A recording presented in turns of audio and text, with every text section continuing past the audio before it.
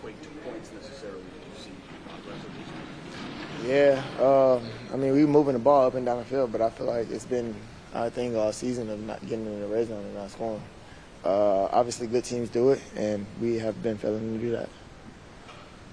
And it differentiates the score a lot. How would you assess your relationship with Cooper Rush? It looked like there were a couple times there was a throw behind or just not on the same page the 2 games. We missed 2 passes. I want to say that was as far as behind, but the rest were pretty good.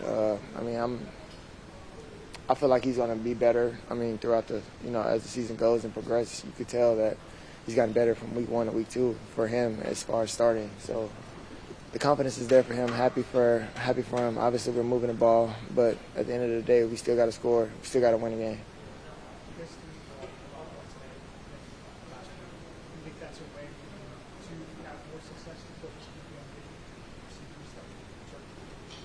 Absolutely. The more we get involved with the game, we'll open up the offense for the running game. Obviously, for us, on the outside as receivers, we got to create lanes on the outside for the running backs. So when they do break, they have a big game. And then, with that being said, we can complement them by having an explosive play, and then we get in the end zone. Unfortunately, we haven't been doing that, putting our pieces together. We don't really have it figured out right now, and that sucks. Steve, you've not been through this really before, maybe your rookie year, but how do you cope with it? It sucks, to be honest. I mean, it's not so much coping, it's moving on to the next one. I mean, you can't dwell on it. I mean, what happens in the past is now in the past. And we're going to go look at this film, correct what we need to, and we got to go out there and play better. Get in the end zone. We get in the end zone, we have a whole different conversation. We've talked to you many times about leadership. When this losing streak, Dak's gone, what are you learning this season about leadership? Obviously, everybody is looking to embarrass us, right? They have their opportunity. When they do, they try to, put us out. And we had so much success over the last 3 years as far as in the regular season. It's starting to bite us right now. So for us, we got to find ways. We got to find ways to gel together, play together, and finish this thing out. So with us, I mean, we got to go out there and play hard, bro. We got to play for the guy that's next. I mean, lining up next to us, to our left and our right, and then just put them before yourself. You know what I'm saying? It's not so much selfishness. It's about being selfless, and I feel like at that moment, that's when we'll play better. We'll gel together, and everything will take care of itself. I mean, we can't be selfish in a time like this. Everybody's hurting. Everybody's feeling bad about it.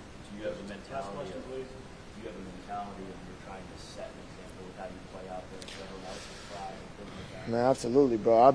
Throughout the weeks, everybody knows. Everybody on my team knows. I mean, I'm going through situations as far as with my body, but does that stop me from going out there and playing my heart out for these guys? No, absolutely not. So with that, man, I take pride in what I do. I take pride in my game, and I take pride in playing for the fans and everything in between. So with that, man, every week I'm not coming out here playing to lose.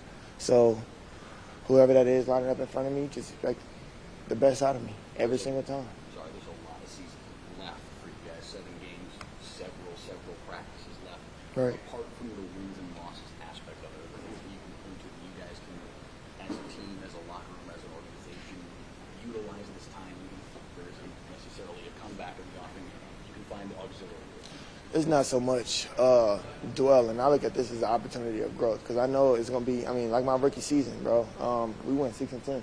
And I know every year after that it was pressure for everybody. So with that, I know that the world doesn't end this year. You know what I'm saying? Unfortunately, it didn't happen the way that we wanted to. But for us to come out here, and we got to learn from these things. We got to learn that obviously not scoring touchdowns in the red zone is going to kill us. We're going to lose games. Turning over the ball does not go with not getting first downs, moving the ball. So you can't really take all these steps back and expect to win. For us as an offense, I feel like the defense at the first half, they play lights out. And quite honestly, I take it real personal for us to be the reason that we really losing in these blowout games, because if you look at it, granted, they giving up a lot of points, but, bro, we were scoring 9 points a game. And everybody should take accountability in that, myself included, because obviously I'm obviously the one here. And I wear that on my sleeve, and I know I got to get in the end zone. So for me, it's getting better at what I do in my craft and getting in the end zone for us. Thanks, CeeDee. Tyler was talking about Dak being here. How much does that mean to you that Dak is here? It means a lot, bro. It shows his selflessness, and that speaks volume of the person, the player, and the leader that Dak is. We appreciate him, and he knows that, and I'll see him again.